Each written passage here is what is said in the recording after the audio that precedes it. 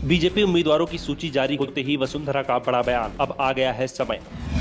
BJP उम्मीदवारों की पहली सूची में वसुंधरा समर्थकों को नहीं मिली ज्यादा जगह, दावे नाराज है राजे।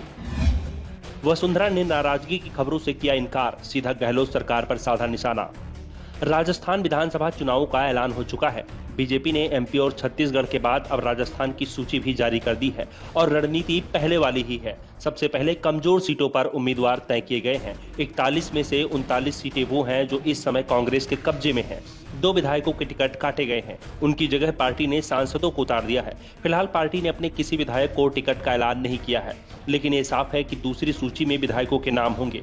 जिस तरह से मध्य प्रदेश और छत्तीसगढ़ में देखा गया, मध्य प्रदेश में तो विधायकों के नाम चौथी सूची में जारी किए गए थे, लेकिन चुनाव का ऐलान हो चुका है। ऐसे में राजस्थान में ज्यादा देर नहीं की जाएगी। पहली सूची देखने पर एक बात तो साफ हो गई थी कि बीजेपी ने गुटबाजी पर लगाम लगाने की कोशिश की है और प्रदेश नेतृत्व से आई सूची को किनारे कर दिया है। संघ के करीबियों को टिकट दिया गया है तो हाईकमान के सर्वे में जो मजबूत उम्मीदवार था उस पर भी दांव लगाया गया है। दरअसल मध्य प्रदेश में तो बीजेपी के स्थानीय नेतृत्व ने सर्वे कराया था, हर सीट को लेकर सर्वे हुआ था और ऐसा ही एक सर्वे हाईकमान ने भी कराया था और दोनों सर्वे की रिपोर्ट को मिलाने के बाद उम्मीदवारों के नामों का ऐलान हुआ था। लेकिन राजस्थान में बीजेपी की गुटबाजी के चलते ऐसा कोई काम नहीं हो पाया, यहाँ तक कि पार्टी उम्मीदवारों की सूची ही तैयार नहीं कर पाई थी।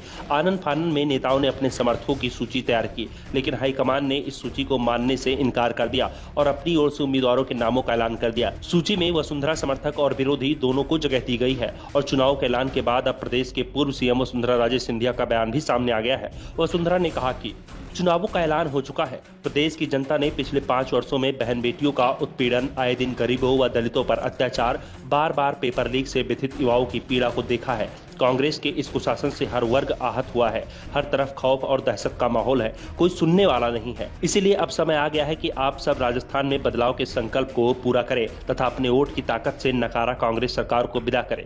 सर्वविदित है कि भारतीय जनता पार्टी ने सदैव अंत्योदय के पथ पर चलते हुए सबका साथ, सबका विकास, सबका विश्वास और सबका प्रयास के ध्येय पर काम किया है। इसी ध्येय वाक्य को अपनाते हुए प्रधानमंत्री नरेंद्र मोदी ने देश में विकास के कीर्तिमान को कायम कर दुनिया भर में भारत की प्रतिष्ठा को शिखर पर पहुंचाया है। हमारी भाजपा सरकार ने भी इसी प्रतिज्ञा के साथ प्रदेश की सेवा की थी। इसलिए आज सब लोग हमारी सरकार के विकास को याद कर फिर से कमल खिलाने को आतुर हैं। इसलिए आओ फिर से आपके और हमारे सपनों का राजस्थान बनाने के लिए भाजपा को चुनो जो सबकी सुने।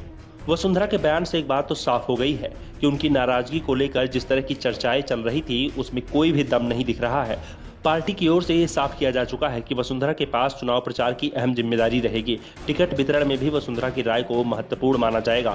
फिलहाल पार्टी ने हारी हुई सीटों पर उम्मीदवार घोषित किए हैं, जल्द ही मजबूत सीटों पर उम्मीदवारों का ऐलान किया जाएगा। वैसे पार्टी ये तो पहले से ही तय कर चुकी है कि इस बार राजस्थान में बहुत ज्यादा प्रयोग नहीं किए जाएंगे, इसीलिए ज्यादा विधायकों के टिकट भी नहीं काटे जाएंगे और उम्मीद जताई जा रही है कि पार्टी की दूसरी सूची में वसुंधरा राजे सहित तमाम विधायकों के नाम घोषित किए जा सकते हैं।